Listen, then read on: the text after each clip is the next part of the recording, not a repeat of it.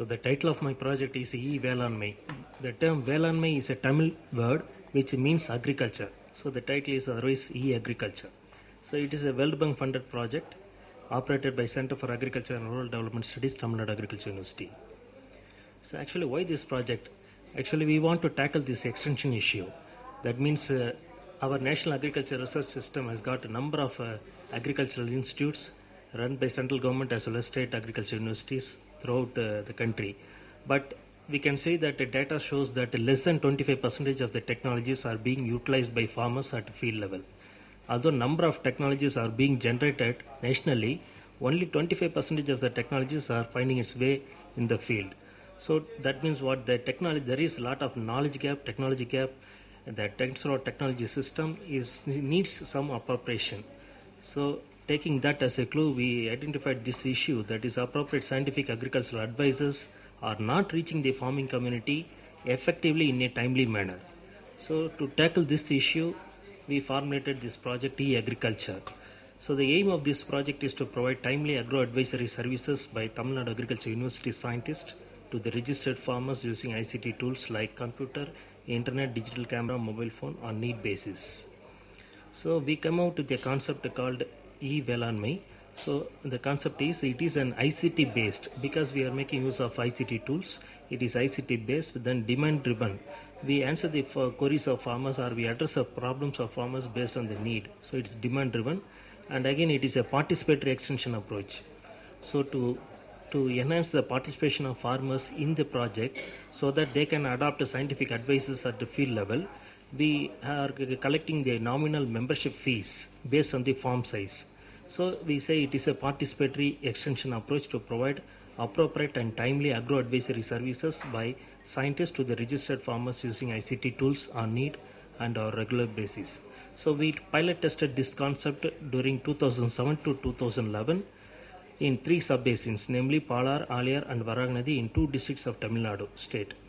Then based on the success we have achieved through this pilot testing phase, then we upscaled this model in 19 sub-basins during 2011 to 12, and again further we have upscaled the model in 26 sub-basins in 2012 and 13.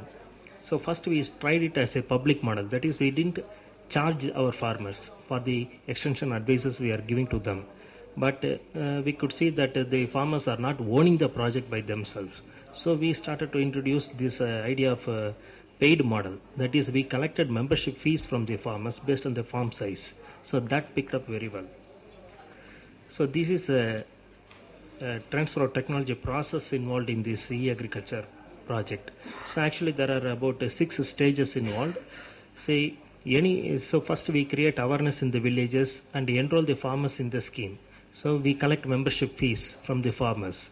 Then all those registered farmers, if they have any problem in their field, they will call the field coordinator over their mobile phone.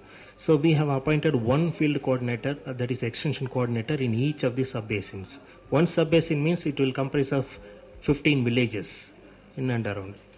So that field coordinator will come to the farmer's field and he will study the crop status and he will capture the damage symptoms. Then he will pass it on to the expert.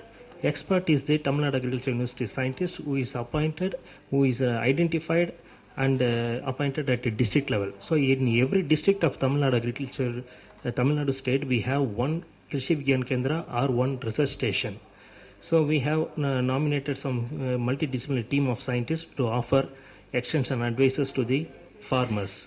So this collection of photograph and uploading them to the scientist will be done between 9 to 12 AM every day.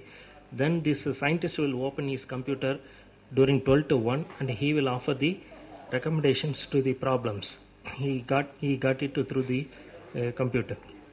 Then these recommendations will be downloaded by the field coordinator and it will be passed on to the farmer in written form. So every farmer will be given the membership card, and in the card the data visit by the field coordinator, the problems he has observed and the recommendations offered by the expert.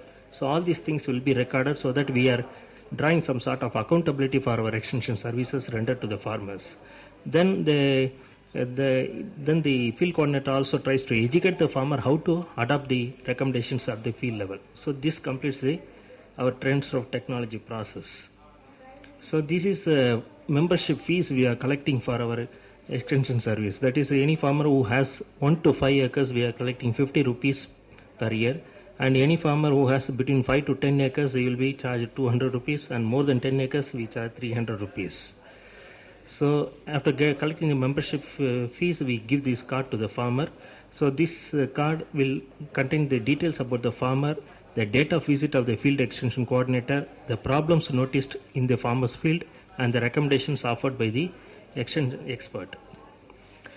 So these are the extension activities we are rendering to the farming community. So we try to create about awareness about the e-agriculture project, and we try to enroll the farmers in the scheme. Then we try to build the capacity of farmers in handling the ICT tools like handling computer, framing the photograph, and uploading the symptoms in the internet. Then we also conducted technical seminars on vital topics of interest to the farmers. Then fourth extension activity is we give ICT based technology transfer on need basis, which is done on a day-to-day basis. So these are the results we have obtained from the field. So altogether we have formed 146 social groups or the water users association groups, and we have organized 489 trainings, awareness meetings. Then these meetings are participated by 12,930 farmers. So this is a snapshot of our activities regarding awareness meetings. Then regarding the membership status, as on date we have around 6,290 farmers, and to the beauty we can see that mostly 80% of the members are small and marginal farmers, that is who want less than 5 acres. They come forward and paid the money and have taken the services, followed by these medium farmers and big farmers. The total membership fees, that is 3,80,000 rupees we have mobilized from the farmers. So what do we do with this money? We just deposit this money in the Water Users Association account. So this we just try to operate it as a joint account between the scientist and the Water Users Association president. So later this membership money we try to we use this membership money to sustain the project activities even after withdrawing the project from the area. Then regarding training, that is 5,349 farmers were trained in handling the ICT tools. So this is how we train our farmers. Then we have offered 12,292 advices to tackle the farm problems. So farmers had two types of queries. One is a problem-based queries and another one is decision-based queries. Say for example, problem-based queries means that like if the farmer is having some problem with regard to some pest or disease or nutritional disorders or some weeds, so we try to classify these queries as a problem-based queries. And regarding the decision-based queries means any queries on about the marketing strategies or the spacing of a crop or varieties to be adopted or marketing decisions, all these things are classified as decision-based queries. So mostly 68% of our queries are from problem-based queries. So these are the lessons learned out of this project. So one thing is that we can, the limitations of physical distance can be overcome between the expert and the farmer. So that's one thing. Then second thing is farmers will come forward to pay a nominal fee based on their farm size for accessing quality and timely extension advices from experts. So farmers are willing to pay and avail the quality extension services. Then third thing is appropriate farm specific and timely agricultural extension advices can be offered by the experts to solve the farm problems based on the crop status images sent from the field to the labs. Then this is our recommendation. Finally, it is recommended that the agricultural extension personnel of the Government of India can adopt e-agriculture method of extension as one of the means to reach the farming community and improve the livelihood status of farmers. And we also have future plan, that is to sustain the e-Velanmai method of technology transfer to farmers under public-private partnership mode. So we also have the idea of joining with the State Department of Agriculture and continue this method of extension to transfer agricultural technologies to farmers. So this is all about our project.